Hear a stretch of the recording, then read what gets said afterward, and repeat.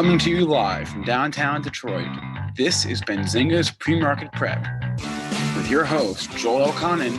This is a volatile puppy here, isn't it? And Dennis Dick. I've bidden a penny. I will buy the stock for a penny. With everything you need to start your trading day.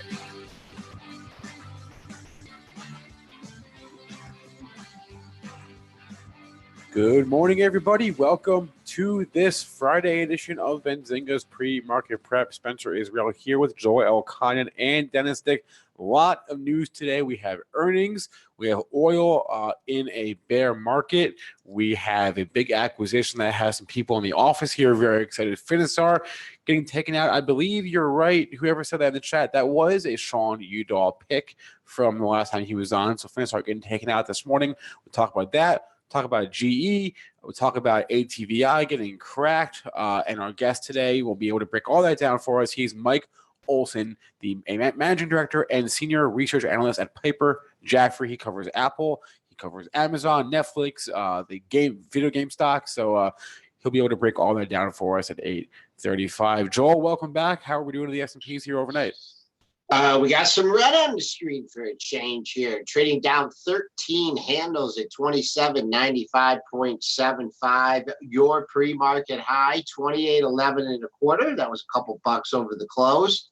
On the downside, pre-market low, 89.50. But let's see if we can get back into that 2800 handle. Mid-range on the session coming in at 2800.50.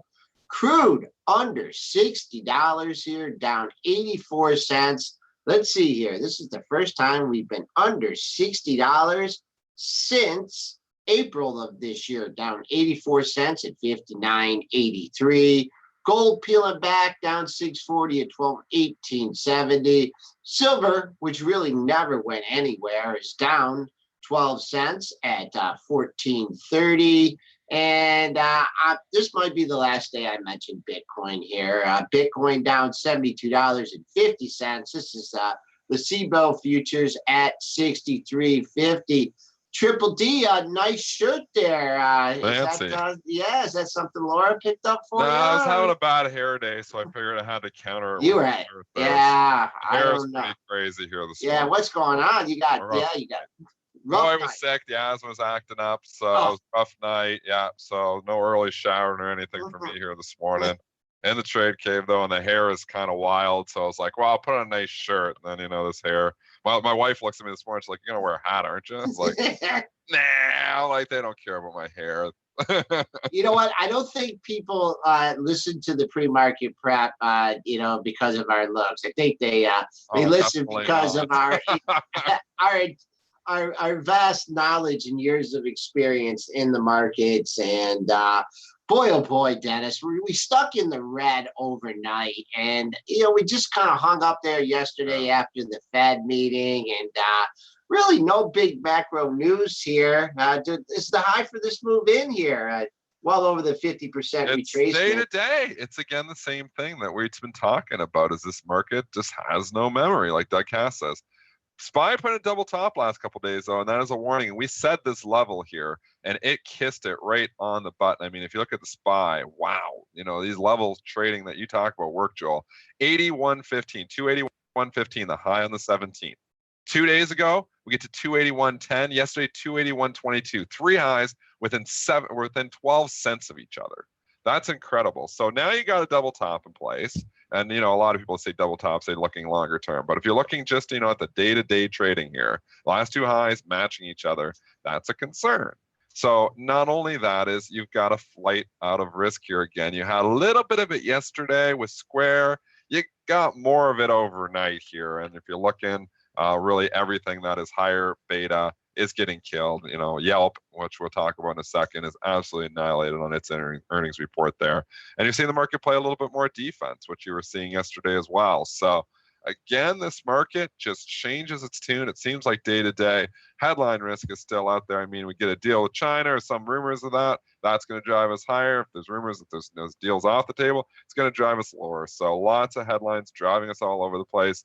The Fed really didn't do too much to shake us up there, but a couple days ago. But this market is just very difficult to call day to day.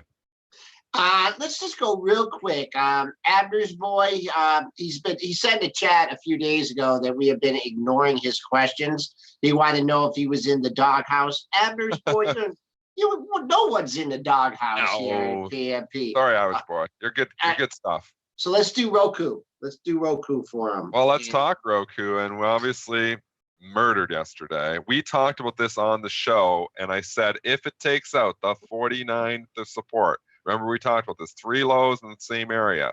I said if it takes that out, I said it could be down a 45 in a heartbeat. It almost got there. So, you got to play them when they're coming through those levels. Don't be afraid to short a little bit in the hole if it's coming through a major level, because sometimes it works. And it came down there, and then it's a space went straight down. You're taking almost no heat through those levels. I think eventually, and we're down here a little bit more this morning here with the overall market, but you had 43.41 low on July the 31st. That's the next level that it needs to hold. So if it can hold on there, maybe you got a chance for a little dead cat bounce or something, but trend is not your friend.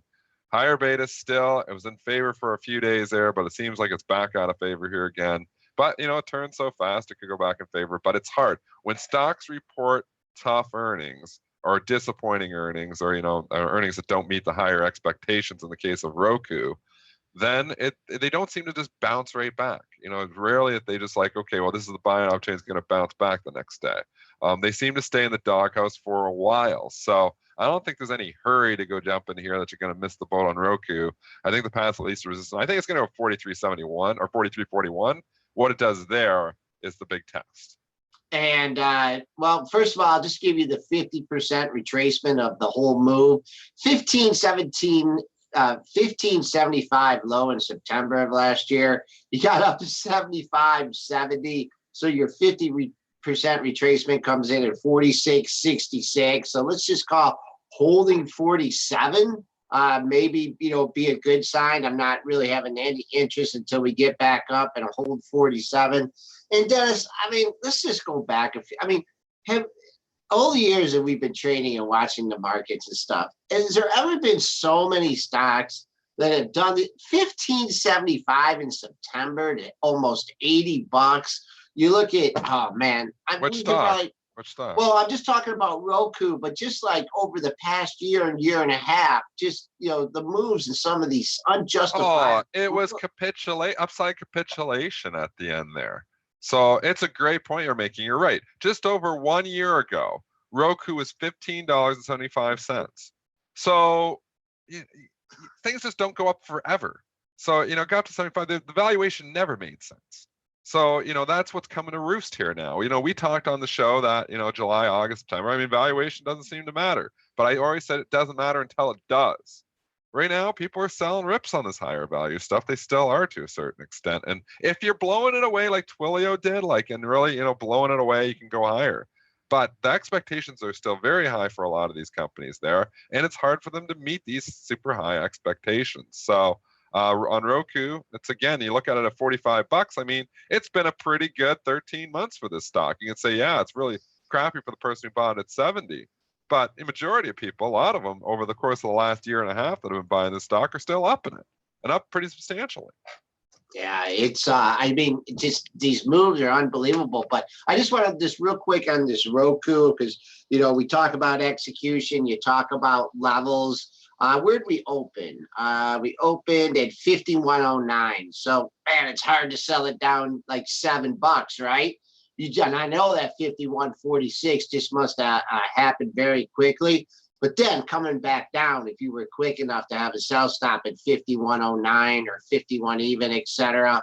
No heat. I'm on that trade. So if you want to, and I'm not great at it. The only one that's really, I know you're good at it, Dennis, and I'm not good at taking heat. No, but Jeremy, of all the people we've had on the show, all the years, the people that can like that Etsy the other day, up $5 in the pre-market, and he's like, the only thing he's thinking is to buy it, and I just, but it's a contrarian in us, so I know that costs us a lot of money here and there. That's years and years of fading.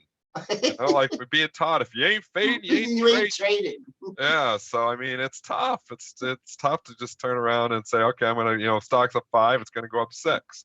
I've slightly adjusted that. I do You're much lean on those to a certain extent.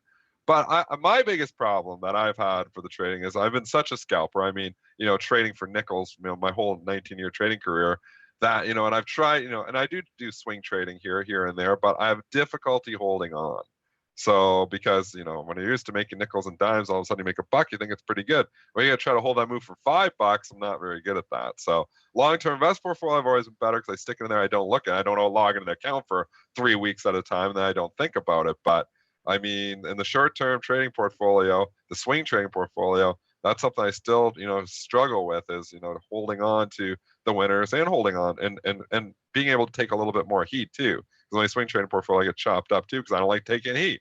I don't like sitting in front of me and seeing red. So when I start getting down with it, I want to get out right away. And sometimes you got to take a little more heat in swing trading to be able to, make the big gainers there. And in my day trading, I don't have to take much heat because I'm going in a lot of little inefficiency trades. And if I'm taking heat on it, it means probably that my original thought process on it was wrong.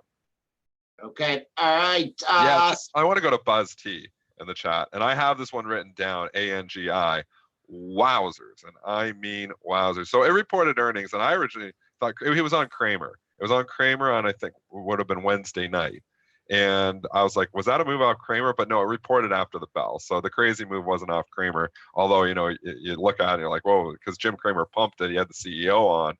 But again, that was because of the earnings. But just looking at these wild moves on these earnings reports, Joel, ANGI opens up a buck, runs another $2. It's a $20 stock.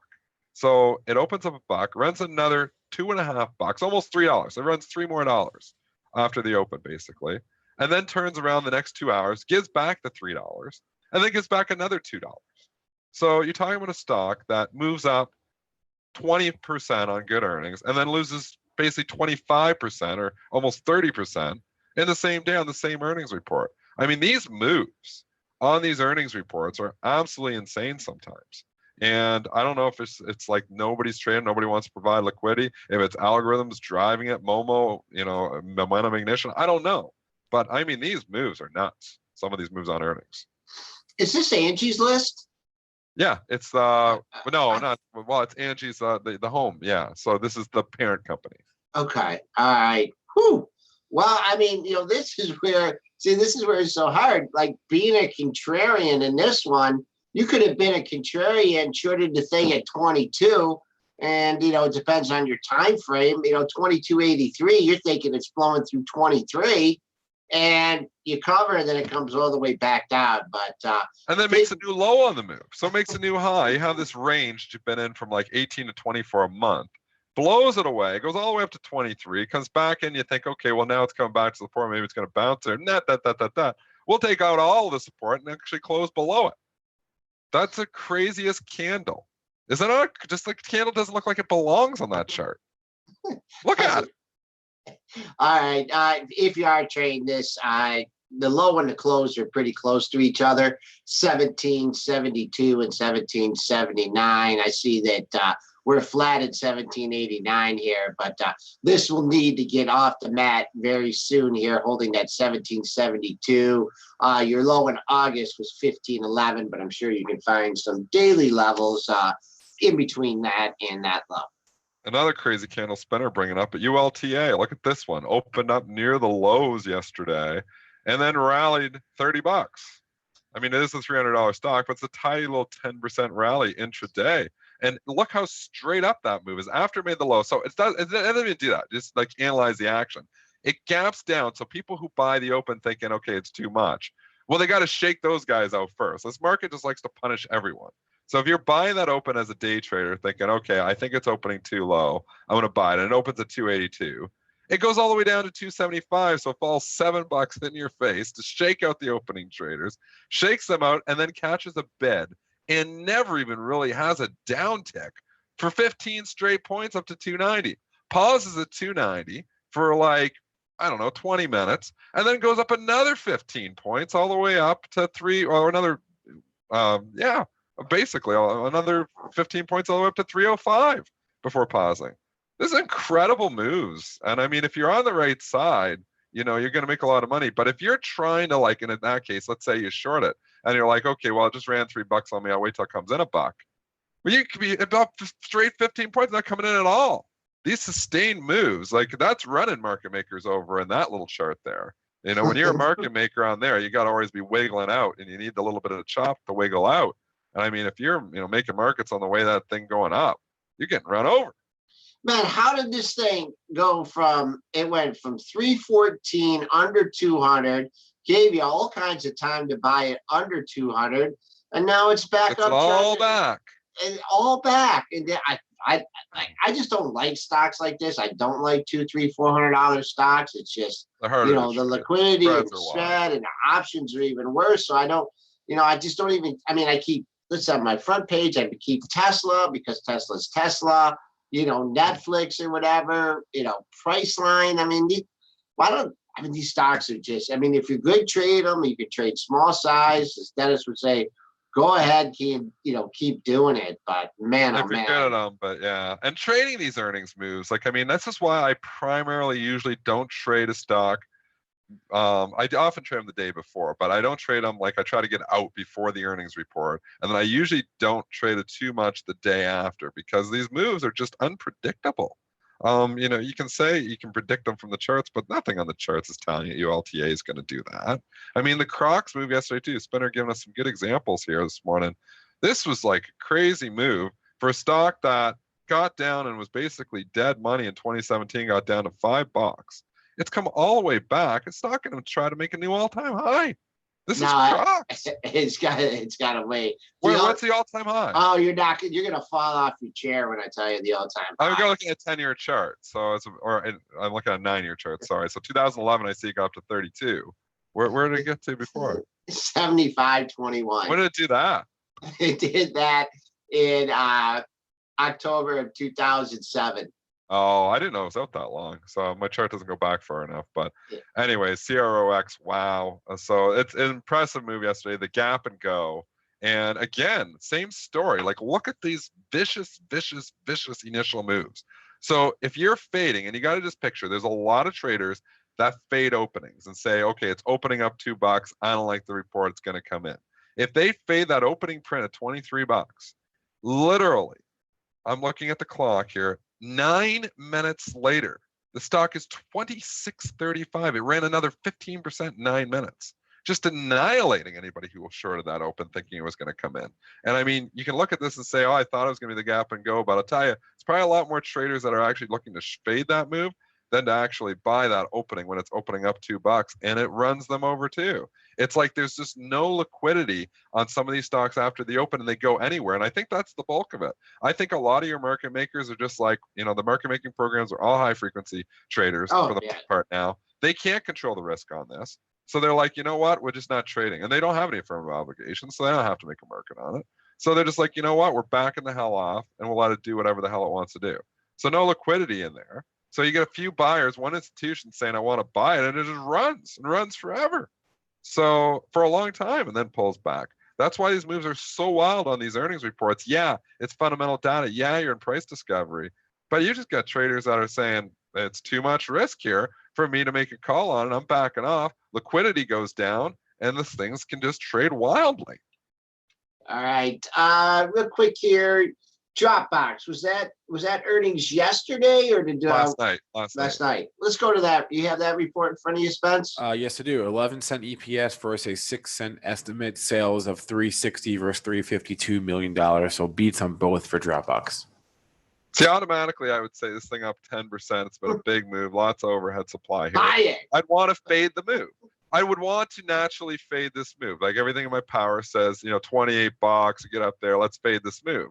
But then you watch some of these charts, and you know you see the fade traders just getting annihilated on a few things yesterday. And I'm like, you know what? I'm going to sit on hands. I don't want to jump in here and call. You know how do I control the risk? If I get in this thing at 27.50 at the open, be 29 in like a minute on me, and I don't even know what the hell happened. So I'm just gonna not trade it, and that's going to be a lot of other high frequency traders and market makers are going to say the same thing. They're like, we're back the hell off. So then you just have, you know, a thin book where the stock's just going to shop around until it has some type of, you know, resemblance of where you can control the risk, and then you'll see traders come in. But it just gets thin, and the things get wild. Do you know who you probably won't remember this with your feeble memory, but do you remember Feeble. It's a mean word. Feeble. sorry. Do you know who got assigned this stock during the October meltdown? They had sold puts in it and they got assigned on it, and he said on the show it's like the only stock he has in his portfolio. Nick. Oh, Nick got so Nick's long this. So Nick's making money. Well, I don't know if he's still long it. He had sold some puts or whatever, and when they must have went in the money, and he got assigned them, and he's like, "Well, it's the only stock I own, so I'm gonna." Because he does everything with the options. So yeah, and sometimes he gets assigned. Like he's not aggressive with this. The one thing why he doesn't get assigned very much, Nick, and a lot of people get assigned on the puts, is because he's selling puts that are way out of the money. So you need like an absolute meltdown usually for him to get assigned. Can happen sometimes, but for the most part, he's picking usually stronger fundamental companies too on stuff that probably, isn't going to happen. So I'd imagine, with those types of strategies, it probably, win on like 90-95% of your trades. The other ones, it's just a matter of controlling, the losses in the instances where you do get a meltdown or a black swan event. That's where you got to really control damage control here too. But we haven't seen that in a lot of years, those major moves overnight. We are seeing a lot more volatility though in the last month. Yeah, we got a nice rally here. We are good at 9 points off the low, 27.97 and a quarter. Coming up on mid-range at 2,800. That's a number I'll be keeping an eye on. Very important for the market to close back into 2,800. We do have a double top in the SPOOs. I didn't mention that on the top of the show. You had your high on, going back to days here, your high on Wednesday, 28.1775. Your high on Thursday, 28.18. And that comes in just below a pair of highs that you had back on October 16th and 17th. So just call 28.20. Let's make that an 8-star resistance here. Well, the stock that was first on my list to talk about, we haven't even talked about yet, and that's GE. Can we go to GE? Let's talk it. And I mean, we talked about this after the CEO changed and it got the ridiculous pop. When was the date? The actual CEO boy, was that pop Let's from see. September? Yeah. Oh, I can tell you the exact date. It was on September 28th. October 1st. October 1st. See the move up to 13. And remember what we talked about that day? We're like, this is like the hope trade, we called it, where people are hoping, the CEO is going to turn around. And we said, and, I can remember saying, I don't buy stocks on hope. I'm not just hoping the thing's turning around story. So, that was just a great fading opportunity. I mean, it gave in and actually had a run after that and even went out and took out those highs, formed a nice little head and shoulders. And then it's just been straight down for the last 2 weeks. Now you get this morning, Morgan analysts ganging up, JP Morgan lowering their price target to $6, 35-page report, citing just basically carnage across the board here. I don't know where. Do you have the report in front of you, Spencer? Give us some highlights. But no, I don't have it, but I don't know what there is really to say more than what you already said. It's just they're saying basically 20 units, like of their operations could be losing money by next year. I mean, they're just looking at it like $6. They were saying, which the price target they gave might not even be that much. Like they're basically saying it could go well below $6. So in the note, they gave a $6 price target, and they were basically saying that was conservative. So, I mean, that's why it's down here again. It's through the support. The stock is just an absolute disaster. I cannot believe, literally, when you think back, and I should be able to believe because I'm calling single digits on this thing forever, and it got to single digits, and I basically haven't really been saying too much about it since. I just said I'm going with inch $5 price target, or inch saying it could go to $5. He's been all over it. And I said, I'm not getting bullish GE until Inch gets bullish GE. I'm going to stick with that. I'll still day trade it. I'll still try for little trades, but forget about it long in a swing trade. Forget about it in the investment portfolio because the thing is just a nightmare, man. Is it going to bounce eventually? Sure, they all bounce a little bit eventually there, but I mean, I can't understand how, stocks like Honeywell and stocks like, other major companies have done so well, and GE has just done so poorly. Yeah, there's a lot of facts here. Just a couple things that I want to point out. I mean, I had been playing this, with puts here and there, that it's just like, okay, well, I don't want to reload until like it gets a bounce. And it's like, okay, where's the bounce? And what I noticed over the last few days when this market just had this incredible rally, this thing was red or barely green. So you look at things on like relative strength, and I was looking at the close last night, and I didn't even look. It was down yesterday on a huge. It was down. Yeah, well, the market was down. 2 days. Sorry, 2 days ago. It was 2 days ago. I was talking when we were up 500 Dow points 2 days ago. This was red. Like it can't even rally when everything. That was the everything rally 2 days ago. Like utilities were even rallying. Everything was rallying, and GE was red that day too. When it can't rally when the Dow's up 500, it's telling you, man, there's just too many sellers in here, and they continue. And you know what? Our imbalanced seller for the last year, they're going to be there again today. But yesterday morning, we're saying the same thing. Every single morning, there's 200,000 to sell on GE at the open, and that shows up at 8:30. It's not a coincidence. It's the same person who sold 200,000 shares probably for the last year at the open. Just keep selling. They just keep selling it. You know what? They're dead right. They've been so right. All right, we were a little lower in the pre-market. We went as low as 872, so that's your pre-market low. And GE throwing some pretty good volume around today, so keep an eye on that pre-market. 3.5 million shares have traded this morning. Yeah, and it's going to trade a ton more. And there's going to be, and if anything, if there's some orders in the book that hold up this price, I think it's a short opportunity. This thing doesn't open down well below. If it can get up anywhere near 9, I might even try it on the short side here. I know it seems crazy. And maybe, some people are saying, oh, this is the washout. Well, you know what? We've been talking about the washout for a long time. GE just doesn't wash out. So I'm going to keep staying on the bear train here, I think, on GE. Just trying to see if there's any, I wanted to read some of that note, but I'm not going to be able to find it. So okay. just a ton of bad stuff in that note. The 35 pages of yikes. Right. Activision Blizzard. Activision. Well, yeah, let's go to the earnings. And FNSR, we didn't talk FNSR here yet. There's a takeover here.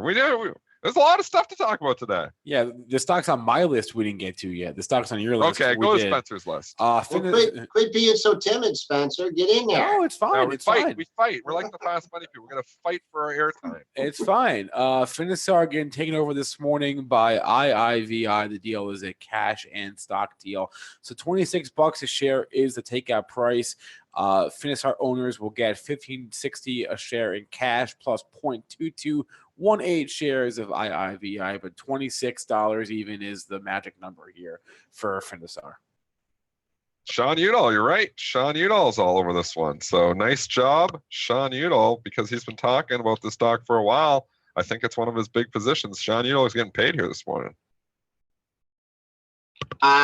It's been rumored, but Dennis, no one got the memo on this one. No, not at all, Joel. The last 2 days of FNSR up $1. Yesterday, the terrible tape where they were selling everything here, and it's up another $1. Nobody got the memo though on FNSR as it rallies 10% for the last 2 days. Was it out there? Was it at least rumored out? It was rumored. It was. Okay.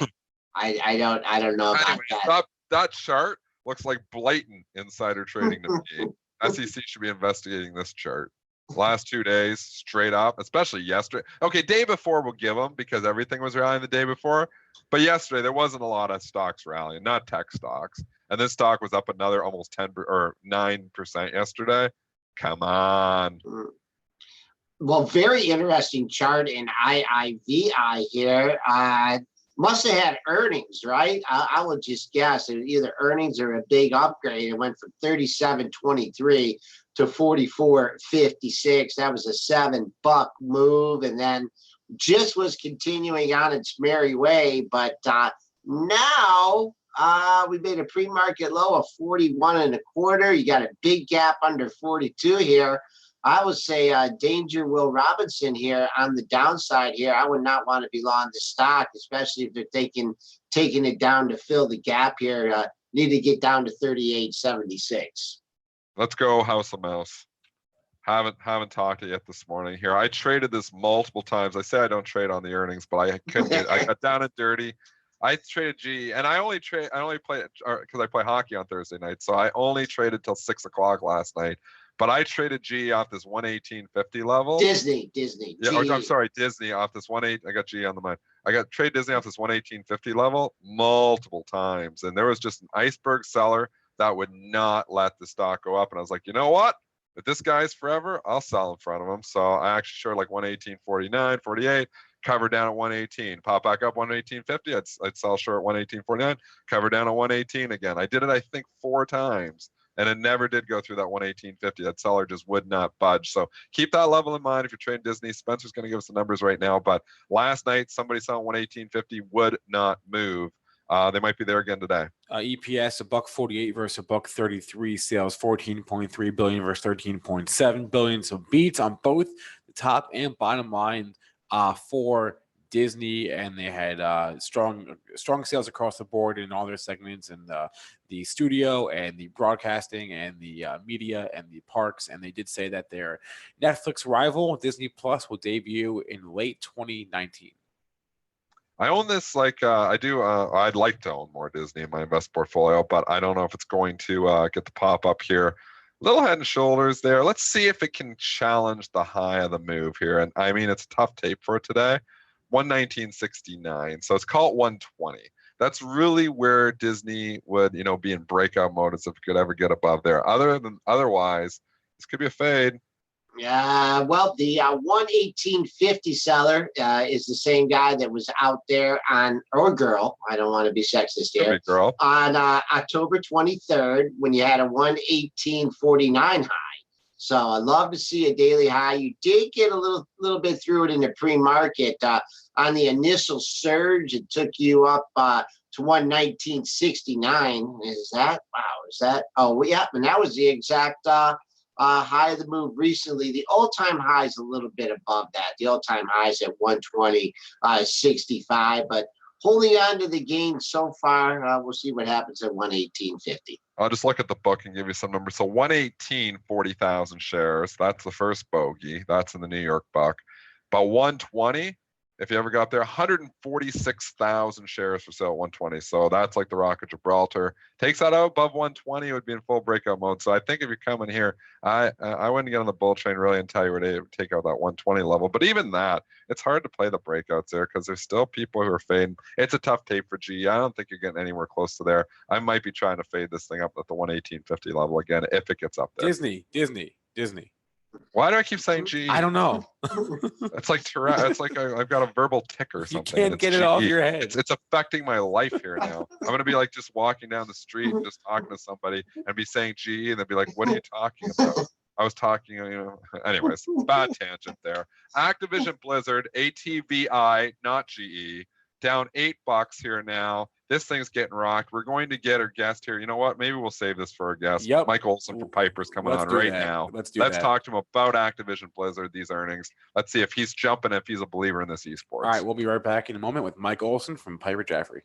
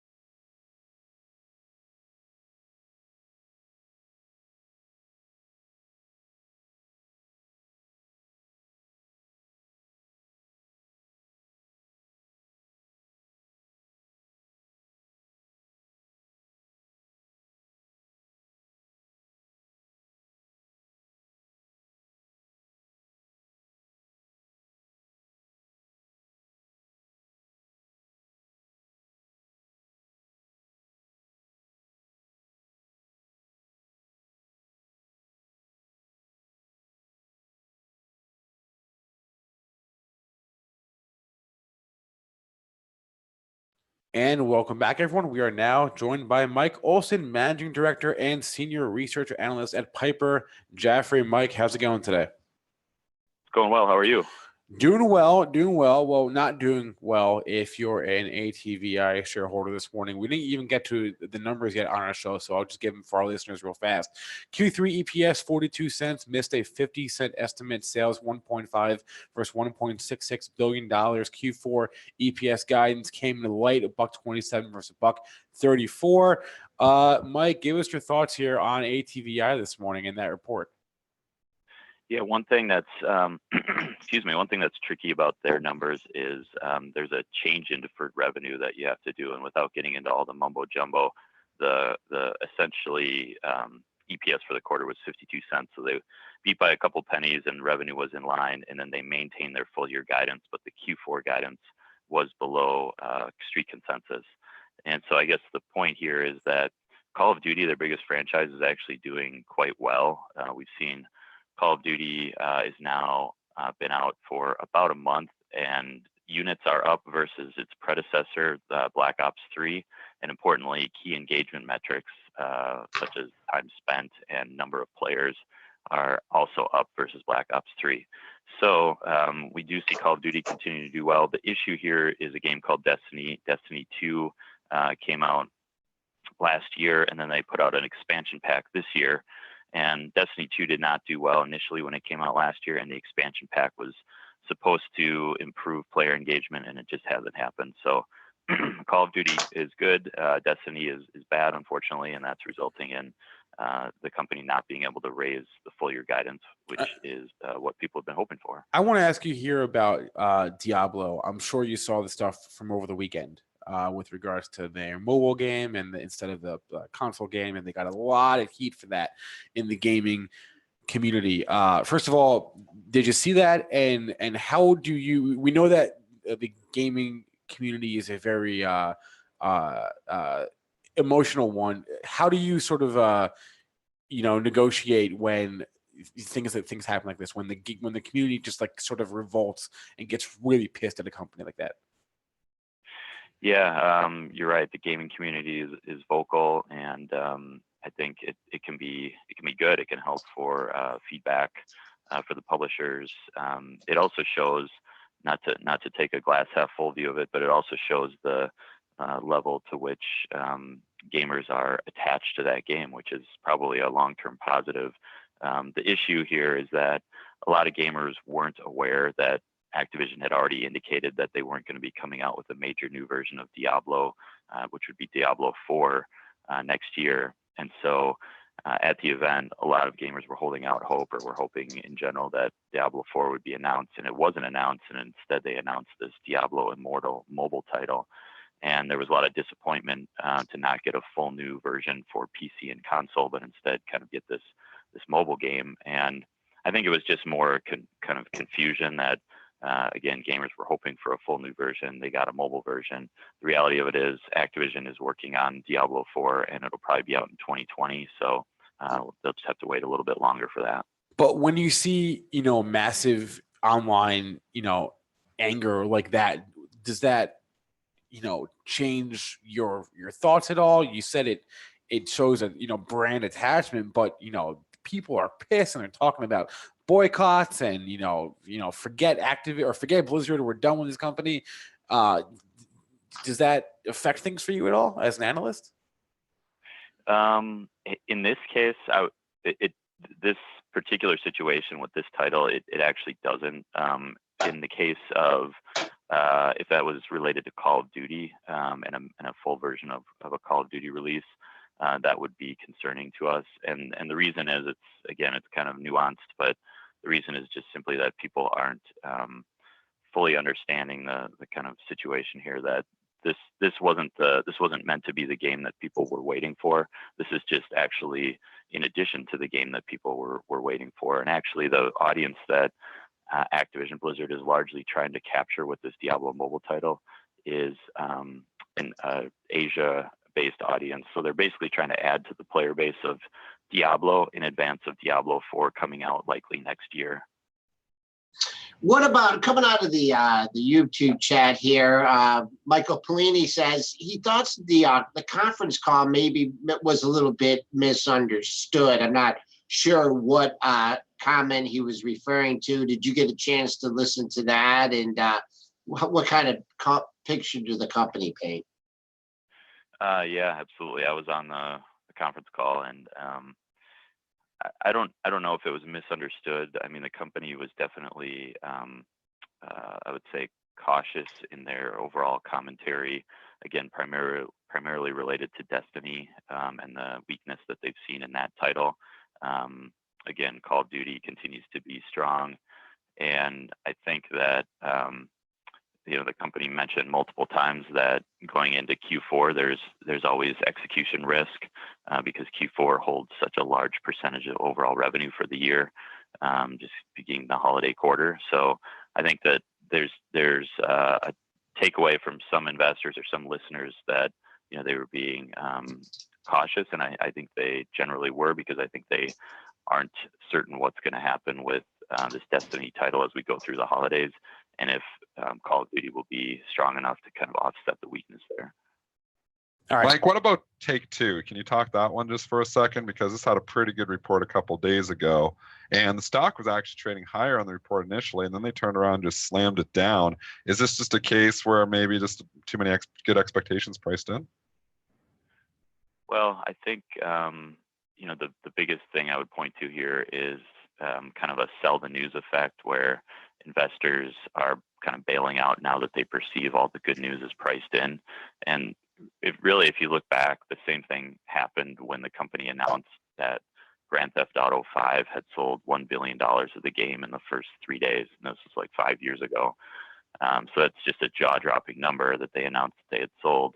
Similar to what we've seen with Red Dead, they announced that they had sold 17 million units in essentially the first 10 days of the game's release. So back when this happened, when Grand Theft Auto 5 had come out, Take-Two shares fell approximately 10% from the week before Grand Theft Auto launched to the day that they reported having sold $1 billion in 3 days. And then within 6 months of that date, obviously past performance is no indication of future results, but within 6 months of that date, when Take-Two had announced that Grand Theft Auto 5 had sold $1 billion of the game, the stock was up approximately 30%. So what ends up happening a lot of times is there's an anticipation trade going into these major events where the stock gets bid up in advance of it, and then certain investors are only in it for that trade, and then they kind of bail out when the time comes for that game to ship and some of the positive news from that game to hit the tape. And that's probably what we're seeing here. All right, let's get to the big one, obviously, Apple here. What were your thoughts on that report there? Yeah, so Apple had a decent quarter for the September quarter. Obviously, the iPhone ASP was solid. Units were kind of okay, slightly below consensus. And then just on an overall basis, the numbers were kind of fine to good. I think the obvious issue that people had was with the guidance, and then the lack of disclosure going forward on unit sales. And I guess I would say on the guidance, it could be a case of the company trying to be somewhat conservative. If you look back at the last 2 December quarters, the company has essentially come in at or above the high end of their guidance range. And if they did the same thing this December quarter, they would actually end up beating where consensus revenue was going into the quarter prior to the report. So we'll have to see if they're being similarly conservative. Obviously we don't know at this point because it's too early in the quarter. And then as far as the lack of disclosure going forward, a lot of people are thinking, that's a sign to kind of run for the hills because they're potentially less confident in iPhone's units going forward and just kind of continued upgrade rates. And I would paint more of a picture of the company as just trying to change the kind of narrative around the story to one that is focused on an overall active installed base of users and an attach rate of services to those users. And I would point back to when Netflix 5 or 6 years ago removed a key metric, which was churn, subscriber churn. and a lot of investors thought that that was a sign that net subscriber additions were about to tail off or decline as a result of increasing churn, and that's why they're no longer going to disclose it. And obviously that didn't prove to be the case. It was a very similar situation where Netflix was just trying to get you to focus on their overall subscriber base. What about this lawsuit here with Qualcomm? We have Apple suing Qualcomm. We have Qualcomm saying that they are owed $7 billion in unpaid royalties. How do you see this playing out? Yeah, I'm probably going to punt on that one a little bit just because we haven't really talked about it. But I would just say that that's something that's been going on for a long time. Hasn't seemed to really impact investor sentiment around Apple. But I guess we'll see what happens going forward. We're on the line with Mike Olson, Managing Director and Senior Research Analyst at Piper Jaffray. I don't know if you get to see any of the notes from Gene Munster, but from Loop Ventures, they did a little experiment in their office where they didn't use their iPhones. That I don't know if anyone had iWatches or different ways to communicate.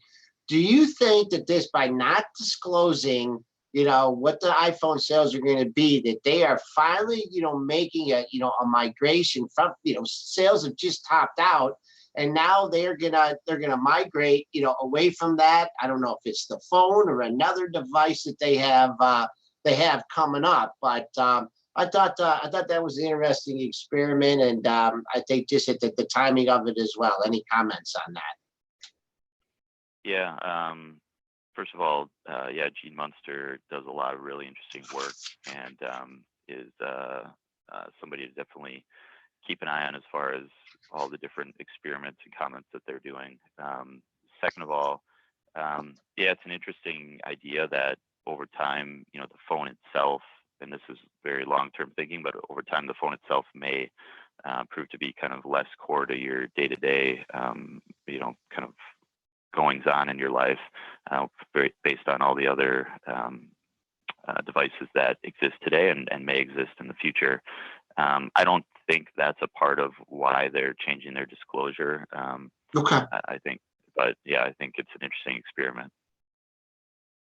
All right, we've been on with Mike Olson, Managing Director, Senior Research Analyst at Piper Jaffray. Mike, thanks so much for the time as always, and maybe we'll talk to you next quarter.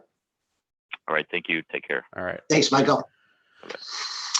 That little rally in the S&Ps was short-lived. Didn't quite get to that 2,800 level I was looking at. I think someone mentioned a hot PPI data number brought us in. Dennis, what are your observations here during that interview?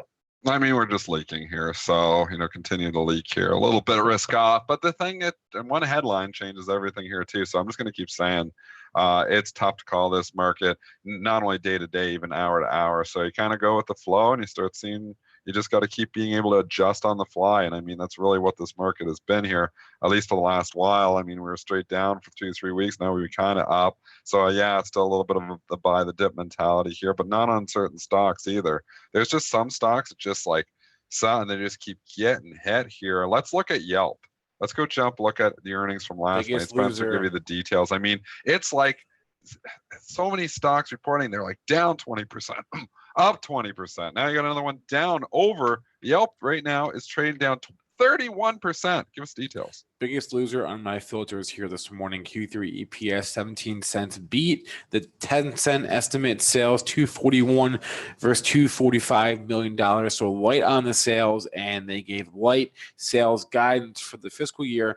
They also said the same issues that affected the sales in Q3 will also affect them in Q4. So the light sales guidance for the year and the light sales from this past quarter is what's hurting Yelp this morning.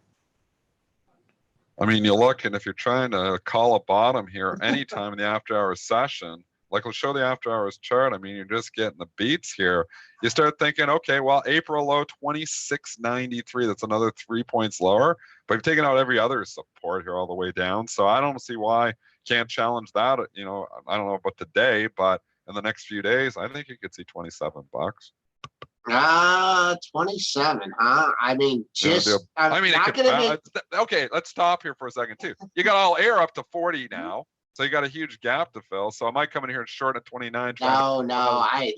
No, so I'm not making a bet with you here, but okay. I'm just saying if you're coming here buying at 29, This could go 26, it could go 33. This is a total sit on hands trade, at least for a couple days. Let's see what happens. Is it overdone? Maybe, but we've seen things get worse for certain stocks. I agree. I just sit on the hands on this one. This is too wild. Well, it's actually what's kind of interesting is that since you had, the initial plunge, it's just continued to leak. But someone wants to bring some stock in at $29.50. You've had several lows under $30, $29.56, $29.70, all in this area. So maybe you get a little flush off the open down $29.50, maybe take it into the 28 handle, and then maybe you come back up through that opening price. But boy, oh boy, those monthly lows that Dennis mentioned could come into play. I would just split the May and June low from 2017 and call 27.40 the next major target on the downside. 27.80 was one low, 26.93 was the other low. A couple other ones just to report. Might as well finish them off. SWKS disappointing as well. The guidance is no good. Stock Apple supplier getting the beats here this morning. Ooh. Spencer, details on Skyworks Solutions. Yeah, $1.94 versus $1.92, so a 2-cent beat on the EPS. Sales coming in line, $1 billion. Like you said, the guidance light Q1 sales guidance about $1 billion, which is a little bit light. 1.07 was the estimate there, so a little bit light on the Q1 sales guidance. I mean, some of these, it's amazing. Like when we've looked at this before, and we look at so many different charts, and you can see so many high flyers significantly off the highs. And then you look at the QQQ and you say, holy cow, this is like 4% off the highs. How is this possible? How is it possible that the broad market holds up so well? Well, it's possible because of rotation. I mean, then they've rotated into other tech stocks, obviously within the Qs. Or, we've even talked about the rotation. The funny thing is with the Qs, when you look at it, there's about 15 stocks. You think of it naturally as, QQQ, it's all tech stocks. But there's like 15 to 20 stocks in there that are non-tech. I don't really understand why, but, you got stocks like CSX that make up part of the Qs. Starbucks, not a tech company. How? They're in there. I don't know why when they constructed the index. I guess it's NASDAQ, it's QQQ is tracking the top 100, and there's not, and so I guess it's right because the NASDAQ isn't all tech companies. It's just thought of that way. But when everybody buys and sells the QQQs, they think they're buying and selling 100 tech stocks, and it's not the case. There's a lot of stocks that are not tech stocks in there. So rotation has held up this market. I mean, you look at Starbucks, there's a stock that has helped the QQQs. The stock is all-time highs. It's unbelievable. The $5 coffee company making new all-time highs again, which, and talk about Starbucks for a second too. We went on a tangent here, but what a wicked gap and go this one has been. I mean, you had the earnings and it gapped up, and a lot of people, I even thought it was overdone when it got to 65. Hell no, let's make things, when things get overdone, they really get overdone. It's been up for another 3 days straight. Market be damned. We don't care what's going down. We're buying our Starbucks coffee at $5 a pop. 68.72. $70. You got to think is the next big psychological level. This is a huge move for SBUX, way outlier move. You forget when you don't go somewhere for a while, but I was in a Starbucks yesterday, and I haven't been in a Starbucks in like a year, and oh my God, was it packed. It was packed. Busy, it was packed. People like buying middle of the day. Coffee. I'm cheap. I would, if I drank coffee, and obviously I don't drink coffee because I'd be bouncing off the walls in here. I bounce off the walls without coffee. But $1, I'd pay $1. I'd want to pay $1 for my coffee, my Dunkin' Donuts or whatever, or I'd make it at home probably, and and go from there. But would I want to buy a $5 coffee? No, but a lot of people do, and I tell you, you get people buying $5 coffee. There's some profit margins there. I still don't understand, because when I go there, I get like 2 shots of espresso, and then I ask them to throw a little bit of coffee in there, and they only charge me like $2. So I don't know why, I don't know how those people are paying $5 for all that coffee. But Dennis, you wouldn't go to Dunkin' Donuts. You would go to Tim Hortons, right? In Canada, we don't have Dunkin' Donuts. We'd be going, I still go to Tim Hortons. And I tell you, that's a good business model too, because I don't drink coffee. I don't like their food. Yet I still find myself there once a week. I don't know how this is possible. I absolutely hate their food. I don't like anything about Tim Hortons. But you know what? It's convenient. It's on every corner there. My wife does like to drink the coffee, so that's probably why I find myself in that drive-thru. My kids like to eat the Timbits, the little donuts there. So I mean, that's why I'm there, I guess. Costco has great coffee. QSR, the Costco man. Colombian coffee, that's the absolute best. I make that home. It probably cost me like 20 cents a cup. So there's my my coffee recommendation. Dennis. Costco Colombian coffee. Dennis, do you own QSR then? If you're giving Timmy Ho so much business? Is that who owns Tim Hortons now? Yes. QSR? Yeah. It was Wendy. It was themselves, and it was Wendy's, and it was not Wendy's. Now it's QSR. No, and maybe I should. You know, this is stock I haven't looked at for a long time. They own a lot of restaurants, though. QSR, too many restaurants. Let's talk Potbelly. PBPB. No, it goes off the board here. Oh, it's going off the board?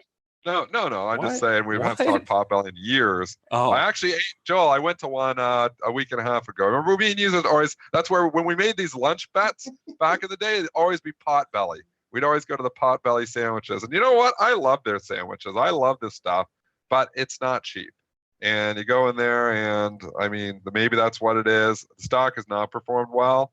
The stores never look very busy to me either. I don't know where you are, but they don't look like they're really like jamming. Not like a Starbucks anyways. So I don't know. But that being said, I think they have great sandwiches. I like the atmosphere. I like everything about the restaurant, yet the stock doesn't do well. yeah. So that's your cue. You want the numbers? Q3 EPS 9 cents versus 11 cents. Sales 106.9 versus 109.8 million. So a miss on both the EPS and sales for Q3. The fiscal year EPS guidance they gave was light by a lot, by about 10 cents there, 27 cents versus a 37-cent estimate. And comps for the year are going to be down 1.5% to 2%. Ugh. You know what? And I look at this and in those stores, even when I'm there, it's not that busy. That's a problem. So I feel like it's like Quiznos all over again or something. Remember Quiznos? That was never a public stock, but I actually had part ownership in a Quiznos franchise years ago. Well, I don't know if you want the story on that one, but I've given it before. But I had one of my buddies. He was managing a Subway. He's like, "Oh, you got to try these Quiznos sandwiches," and he wanted to run the Quiznos. And we went out and we bought a Quiznos franchise together. And anyways, for some reason, he got a better job at the bank, and then didn't want to run it. I found myself making sandwiches for like the first month, and I'm sitting there thinking, "What the hell?" I was, trade stocks are. Now I've become a sandwich artist. I was like, really, this is a really interesting tangent I've taken in my life here. That was back in 2003, I think. But anyways, it didn't work out. We ended up selling it later at a loss of the store. And I think the whole franchise ended up going bankrupt. So I think there's still a few of them kicking around. But the sandwiches were excellent. It was too expensive. People didn't want to pay it. I don't know what the deal with Potbelly. I feel like it's like Quiznos kind of all over again. So that's why I definitely don't want to own the stock. But I love the sandwiches and I eat there. I like it. Well, the former all-time low was 982. You hit 950 in the pre-market trading, just hanging out at $10. So if you're looking to bring in a short here, all-time low, I just took a nice bounce there up to 1030. But let's see if buyers step in here at $10. Before we could go for the W, it says Potbelly is great, way better than Subway. That's why I bought the Quiznos franchise originally. I was like, remember we were all eating it, Joel? I brought in for the Bright Office back when I remember. And we're like, these are the best sandwiches, way better than Subway. I was like, yeah, this could put Subway out of business. You know what the difference was? Subway, you could go in there and buy a sandwich for $5-6, and Quiznos sandwiches are $9-10, and nobody wanted to pay it. And that was the problem. I don't know what the deal, but this Potbelly feels like Quiznos Part 2. So I mean, I'm probably gonna, I'd rather play the short side on this, selling rips, than buying dips on PBPB. Even though I love the sandwiches, Potbelly, love your sandwiches. I don't know why more people don't go. Quiznos was notorious for screwing over their franchisees. So they were horrible. I was one of them. You don't have to. They're the worst. They were the worst. I tell you. And the guy that sold me the Quiznos here, I'm not going to say, I should throw him under the bus because I lost money because of the guy, but I remember his name. And I went up to like a franchise show, and this guy can sell stuff. I mean, like unbelievable salesman. And you go in there, and there was only like 10 in Ontario at the time. So I was like buying one of and I would go, have you sold one at Windsor store? And he's like, oh, Windsor. And, and then he comes down, he looks at our location, and, it's like just, the stuff that the guy could say was incredible. And there was actually a class action suit against Quiznos afterwards, which I participated in. And I actually got some money back because they didn't have the disclaimers good enough in Canada. And the lawyer, I can remember, I was having the meeting with the class action guy, and a bunch of us went to it. And I remember saying to the lawyer, I was like, this guy was so good at selling stores. I'm like, he could sell you a store, even though you know all this bad stuff about it. He could turn around and sell you that store tomorrow, because that guy was just incredible at selling stores. And their cuts were crazy. They get I heard they got like $10,000 for selling a store, and they get another 10 grand when he opens a store. So they just wanted to sell stores. And they originally told me in Windsor, they just flat out lied to you. They told me they were going to have 2 stores in Windsor for now, and eventually they saw 5 to 6 in the long run. And I bought one store, and then I turned around and bought the rights to another store as well. So I was like, okay, I'm on the Windsor market. Within a year, there was 8 stores open. They flat out lied to me. Flat out lied. You know what did you in is when what's that, Joel? When Subway put in that you could toast the subs. Oh, yeah, that's kind of their you got toasted on that. You know what, though? The sandwiches are way better than Subway. Those were good sandwiches, but it was just too expensive. And it goes to show you, it's hard to sell stuff like that too, because even after I bought the franchise, I had a bad feeling about it right off the bat. We opened the first day, we had lineups outside the door, and I sat back with my partner. I was like, you know what? I could see the looks on the people's faces when I said, your bill's $11, and they had their 10 in their hand, and they had one of their wallet 20. I was like, this is not good. So we were for sale right away. And it's hard to sell somebody when you're selling like a franchise, but you're selling somebody a job. And we were for sale. Maybe we got greedy and we were trying to make money on it. We should have just hit the bids. When we had a couple bids, we tried to just hit them. But anyways, it is what it is. I'm not in the sub business. So the moral of the story is don't stray away from your day job. When you're good at something, stick with it. I'm good at trading stocks. I stick with that. No more sub franchises for me. Spencer, real quick, do you want to let our audience know what's going on at the world headquarters later on today? That's right. Yeah. We're having a cannabis. This is good timing with the legislation that passed on Tuesday, but we're having a cannabis event here in the office today to talk about just the legalization of cannabis in the state and sort of the businesses that are focusing on it here in Michigan. So that'll be cool. I don't know if you're going to come by for that, Joel or Dennis, but you're probably trading. But that's what we're doing today. And next week is our big Benzinga FinTech Summit out in San Francisco. If you're on the West Coast in the San Fran area at all, you should check it out. Go to bzsummit.com. I know we have a couple tickets left to that. I don't know how many, but the event is the 14th, so it is coming up here. You'll see people from the brokerage space, the payment space, TD Ameritrade, Venmo, E-Trade, Schwab, Ripple, Cabbage. They'll all be there. So again, that's bzsummit.com.